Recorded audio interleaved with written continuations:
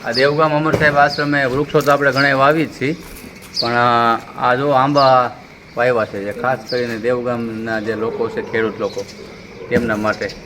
આંબામાં તો કેરી પણ આવે છે, પશુ પંખી ખાય છે અને લોકો પ્રેમથી એને ઉજે છે. એટલે આ વખતે અમે બીજા વૃક્ષો તો ઘણા વાવ્યા છે, પણ આ વખતે આંબા પણ વાવ્યા છે. દેવગામ અમર સાહેબ આશ્રમ દ્વારા આ એક વૃક્ષનું રોપણ કાર્યક્રમ જે ચાલે છે, પણ એમાં આ વખતે ખેડૂત લોકોને એક વિનંતી કરવાની છે કે તમે વાડીએ પણ આંબા વાવો.